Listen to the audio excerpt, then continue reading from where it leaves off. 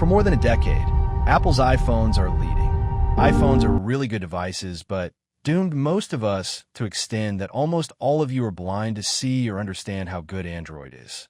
We always thought that Apple are the innovators of many phones features we use today, but in reality, they are not. In this video, we have dug into the history to pinpoint when these features appeared first on Android before iPhone, and yet overshadowed because of Apple's marketing strategy. Each feature includes a brief explanation, its introduction date on Android, and a comparison to when Apple adopted it. But remember, nothing is free. Even to listen, you must pay attention. So please do me a favor and hit that subscribe button. Let's start with the face authentication as gateway to your smartphone. Android's facial recognition unlocks phones using front-facing cameras, often paired with in-display fingerprint sensors for flexibility. It's secure and fast, with devices like Samsung Galaxy or Google Pixel offering 2D or 3D scanning. Unlike iPhone's Face ID, which requires a notch or dynamic island to make it possible, some Androids integrate it seamlessly. Android introduced it in 2011 with Android 4.0 known as Face Unlock. It happens first on the Galaxy Nexus. Apple introduced it in 2017, known as the glorious Face ID on iPhone X. That's 6 years interval for God's sake, but here's why it's overlooked. Apple's Face ID was marketed as a revolutionary, secure system with 3D depth sensing, making Android's earlier, sometimes less secure 2D versions seem basic. Android's hybrid unlock options of Face plus fingerprint are less hype than Apple's singular focus. I also hate to admit that I prefer the Apple style. Second thing is high-quality cameras with night mode. I knew that's what's in your mind since the beginning of this video. Android flagships like Google Pixel and Samsung Galaxy use computational photography for stunning low-light shots. Features like Google's Night Sight or Samsung's Night Mode enhance details in dark conditions, rivaling or surpassing iPhone capabilities with AI-driven processing. It was introduced on Android 2018 with Google Pixel 3, introduced Night Sight, though Huawei's P20 Pro also had advanced night mode in 2018. While for Apple it was 2019, the night mode was first on iPhone 11. The interval isn't much to reconsider, just 365 days between. But here's why Apple's dominate. Apple's night mode was heavily promoted with cinematic ads, creating a perception that iPhones pioneered low-light photography. Android's earlier efforts, like Google's AI-driven Night Sight, get less buzz due to Apple's brand dominance. I too love that. Next, as the cinematic video recording, Android phones like Samsung Galaxy, that's the portrait video, or Sony Xperia offer video modes with bokeh effects, autofocus tracking, and pro-level controls, creating cinematic depth of field. These is somehow better than iPhone's cinematic mode for professional-looking videos. It's introduced in 2017 by Samsung Galaxy Note 8. It introduced live focus video, an early bokeh video mode. Sony Xperia XE Premium had similar capabilities. But Apple introduction was early 2021, its ad as cinematic mode on iPhone 13. Why overlooked? Apple's cinematic mode was showcased as a filmmaking breakthrough, with slick demos emphasizing rack focus. Android's earlier, less aggressively marketed versions were seen as niche or less polished, despite similar functionality. The next on my list is IP68. In layman terms, that's water and dust resistance. Many Android have IP68 ratings, meaning they can withstand submersion in water that's up to 1.5 meters for 30 minutes and resist dust. This matches iPhone durability, with some Androids like Samsung offering rugged designs for tough environments. Android introduction happens in 2014 by Samsung. Galaxy S5 was one of the first mainstream phones with IP67, upgraded to IP68 by 2016 with Galaxy S7. That's my favorite back in the day. Apple introduced their own in 2016, that's iPhone 7. With IP67, IP68 came with iPhone 11 in 2019, which looks like a revolution that time. The question is why overlooked? Apple frames IP68 as a premium feature tied to their sleek design, while Android's earlier adoption, especially Samsung's S5, is seen as practical but less glamorous, overshadowed by iPhone's luxury branding, which is disgusting till date, because so many iPhones fail the test of iPhone versus Samsung that made by almost 1,000 content creator, but I'm not among them. The next for today's is gesture navigation. Not Androids. Did you remember Blackberry Z's, Q's, Leap, and even Blackberry Passport? Gesture navigation lets users swipe to go back, home, or switch apps. With customizable sensitivity or styles on Blackberry phones, even OnePlus has something kind of.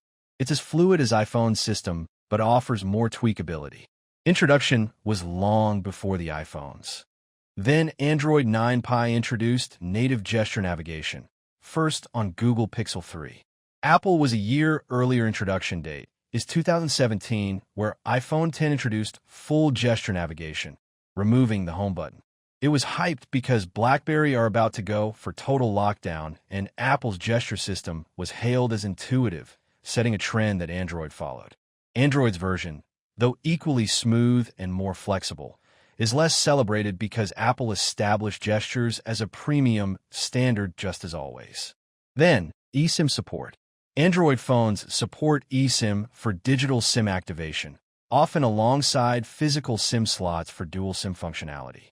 This flexibility suits travelers or those juggling multiple numbers, matching iPhone's eSIM capabilities but with more options. Android introduced it since 2016. Google Pixel was among the first with eSIM support, alongside physical SIM. Apple introduction was 2018, that's iPhone XS. Full eSIM-only models came in 2022 for US iPhone 14. The reason it was overlooked is that Apple's shift to eSIM-only models was spun as futuristic, grabbing headlines. Android's earlier dual SIM-friendly eSIM support feels less revolutionary because it's less aggressively marketed. Apple company are always smarter. Then the widgets on home. Android's home screen widgets are resizable, interactive, and diverse with weather, calendar, and even music controls, letting users customize their interface. iOS widgets are more limited in placement and interactivity, but Apple's version gets more attention, even to me to be specific. Android introduction was 2008. Android 1.0 on HTC Dream had basic widgets, expanded significantly by 2011 with Android 3.0 Honeycomb takeover. Apple introduction happens around 2020 where iOS 14 introduced home screen widgets. It was hyped because Apple's widget launch was marketed as a major iOS overhaul, making it seem innovative. Android's decade-long ago widget ecosystem, despite being more robust, is taken for granted as a standard feature. What's really wrong with us on Earth? Why are we so blind to all this? The next on my list is Voice Assistant. Technically, I'm taking about Siri, Android's Google Assistant, and its predecessor, Google handles voice command for searches, reminders, navigation, and smart home control, often with better contextual understanding than Siri, if we wanted to be fair. Blackberry Assistant was 2014, also showed similar capabilities, but Android's Assistant is a powerhouse. Android introduction was 2012 Google Now, with voice search on Android 4.1 Jelly Bean. Full Google Assistant launched in 2016 on Pixel, as we all know it. Apple introduction was 1 year older than Android. That's 2011 Siri on iPhone 4S. Why is it overlooked than the others? Siri's early launch and Apple's branding made it the face of voice assistants, despite Google Assistant's superior natural language processing and integration with Google services. Android's Assistant is seen as utilitarian, not iconic.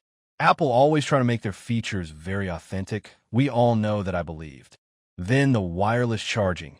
Android phones support wireless charging via Qi standards, letting users charge on compatible pads without cables. Some Androids like Samsung also offer reverse wireless charging to power other devices, matching or exceeding iPhone capabilities. Android introduced it since 2012. Nexus 4 by LG was one of the first with Qi wireless charging. Samsung Galaxy S5 popularized it in 2014. Apple introduction was 2017. That's iPhone 8 and X introduced wireless charging. Why is hyped is that Apple's wireless charging, especially with MagSafe's magnetic alignment of 2020's was marketed as a premium ecosystem feature. Android's earlier adoption and broader charger compatibility get less attention due to Apple's polished presentation. But to me, Samsung's is the best of all. The last for today is App Store optimization or side-loading capability.